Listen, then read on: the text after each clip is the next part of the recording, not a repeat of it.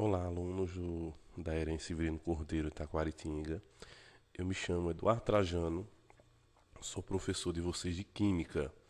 É, Todo mundo sabe que as aulas são híbridas e alguns alunos, como vocês que estão assistindo, não têm condições de ir para a escola até resolver esse problema da pandemia. Durante essa semana aqui, a gente viu mais a questão de uma revisão, uma sondagem que vocês viram durante o período do primeiro ano. E um dos assuntos, tanto do primeiro como do segundo também, é uma coisa relacionada.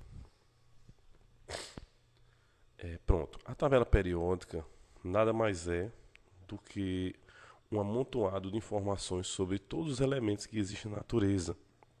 Só que a tabela periódica, quando Mendeleev criou ela, ele quis deixar ela de forma mais simples possível, porque na época, quando foi desenvolvido essa informação aí, essas informações, quando existiam essas informações desses símbolos aí, desses elementos, ela era de forma muito bagunçada, digamos assim, tinha uma informaçãozinha mais fácil de você acompanhar.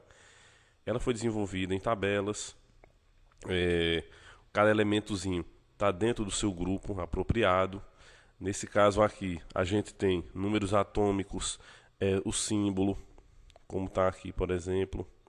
Você olha o número atômico, fica na parte de cima de cada elemento desse. O símbolo químico, você pode olhar aqui, que está no centro de cada elemento. E você olha que, às vezes, em alguns elementos aqui, o símbolo não tem nada a ver com o número, com o nome. Por exemplo, AG, aqui está escrito prata. Esse AG, na verdade, e como os outros elementos aqui, cada palavrinha desse, no caso, seria o início do nome em latim.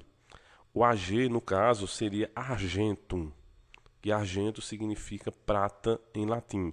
E por que latim e não em inglês, nem português, nem espanhol? Porque o latim é considerado uma língua morta. Aí, sendo ela uma língua morta, não vai ter uma alteração dessas palavras com o passar dos anos. Aí, isso aqui, essa tabela periódica, na verdade, ela é um modelo internacional. Só modifica os nomezinhos aqui embaixo, que no caso do Brasil é em português. Se fosse inglês, aí consequentemente inglês, chinês e assim por diante. Aí no caso essa parte aqui não altera. O número atômico também não altera. O peso atômico também não se altera.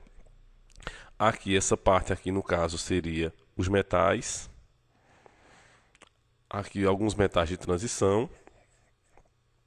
Essa mais azulzinha aqui, verdinha, e essa verde mais escura aqui, e esse azul aqui, esses três grupos aqui, ó, 5, 6, 7 e 8, no caso seriam os grupos dos não metais, e esse aqui os gases nobres. Metais são todos esses, tirando o hidrogênio, 3, 4, alumínio, até esse aqui, o 116, todos metais. Esse aqui não metais, e esse grupinho último aqui seriam os gases nobres.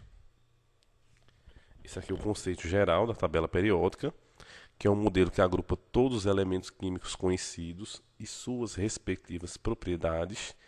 Estão organizados em ordem crescente de números atômicos, como a gente falou, como a gente viu no slide anterior. Ela tem 118 elementos químicos, sendo 92 naturais e 26 artificiais. Ou seja, são desenvolvidos pelo ser humano, essas 26. Aí a pessoa pergunta, para quê? Para um monte de coisa. Eles pegam dois elementos, aí acabam misturando e criando mais um. Não é simples, mas a tendência é que apareça mais. Por isso que o nome da tabela é chamada tabela periódica. Porque a cada ciclo, a cada ano, a cada década, aí, talvez surja um elemento novo.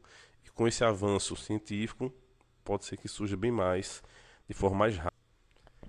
Aqui está a informação de um elemento, para ficar mais fácil entender cada um deles. Esse aqui é o número atômico 26, né, que é do ferro.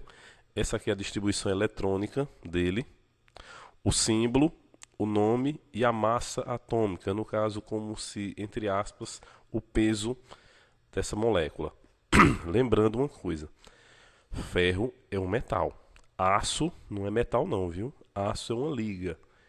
Em relação às ligas, a gente vai ver mais na frente depois. O ferro, ele purinho aí, uma das informações sobre o ferro, que é do grupo dos metais, todos os metais, eles têm a cor prata, eles são ductíveis, ou seja, fazer fios, são maleáveis, e outra característica também dos ferros, quase todos se encontram no estado físico sólido, com exceção de um, o mercúrio, que encontra-se